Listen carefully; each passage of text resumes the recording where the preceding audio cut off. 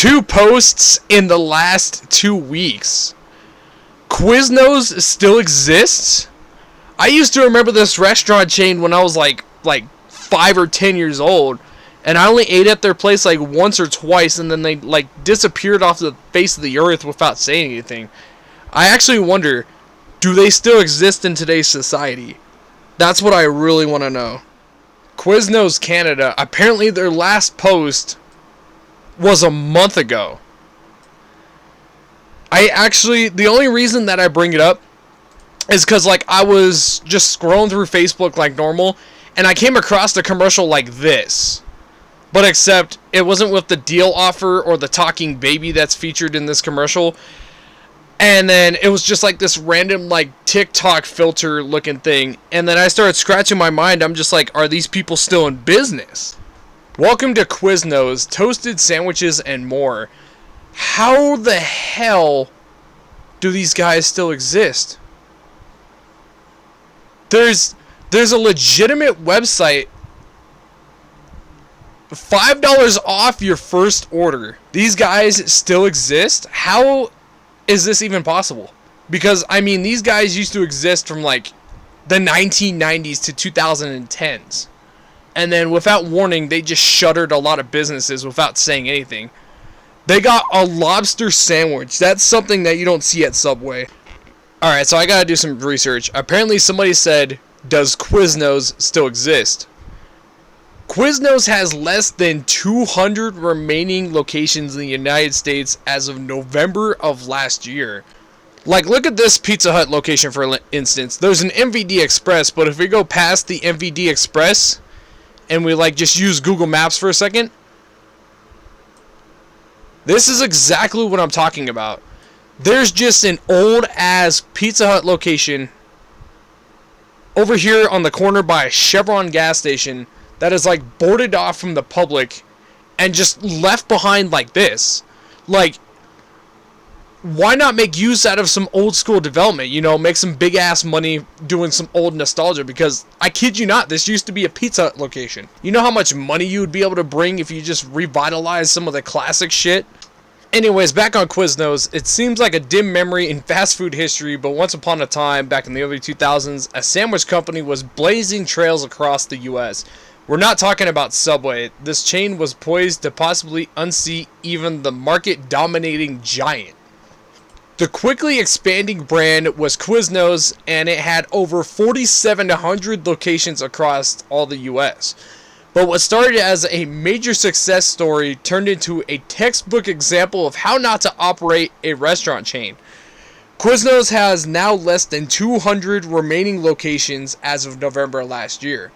So they lost over 3,000 locations. Maybe over like 3,400 at most. That's freaking wild. A big mistake Quiznos made was its practice of charging franchise owners extremely high prices for food and paper supplies through its American Food Distributors subsidiary. Because these mandatory costs were so high, restaurant owners struggled to make any money.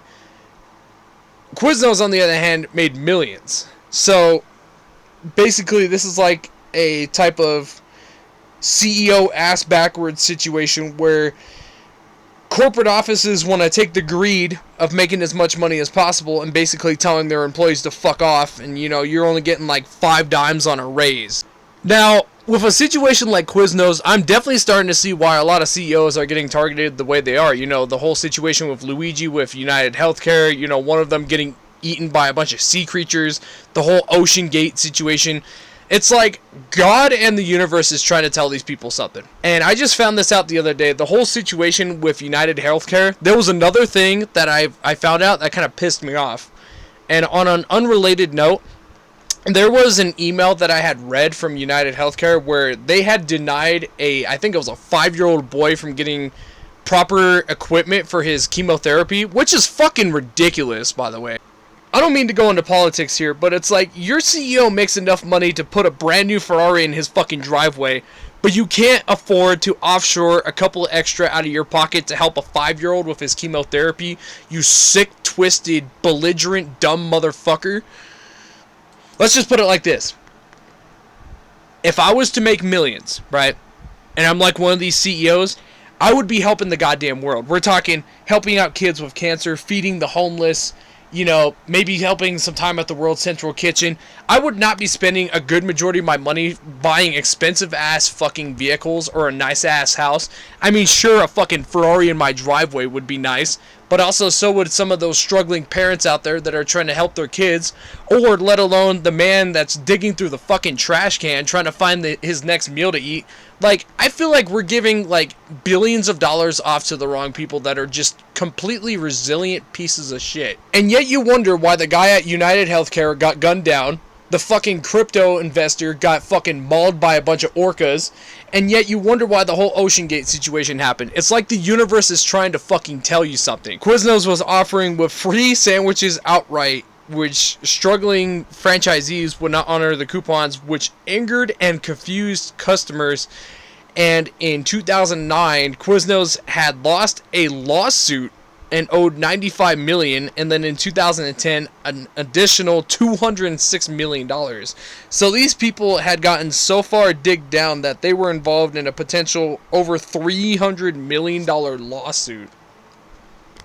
Apparently, Quiznos had been bought out in 2024 by High Bluff Capital Partners, which had started in 2018, and they started with slowly reopening new locations in pump and pantry convenience stores, which is, I guess, something new to start off with. I mean, you know, you can't always start off with some big block stores, just like how Toys R Us got bought out, I think, in like early 2020s, and they started off and I think like over 500 Macy's locations instead of using the per usual bigger stores they usually use. That's wild, the way that Quiznos went out. They were losing money left and right. Corporate greed took them out, and lawsuits and angry customers. A fucking $300 million lawsuit was also to blame for a good majority of these businesses closing down.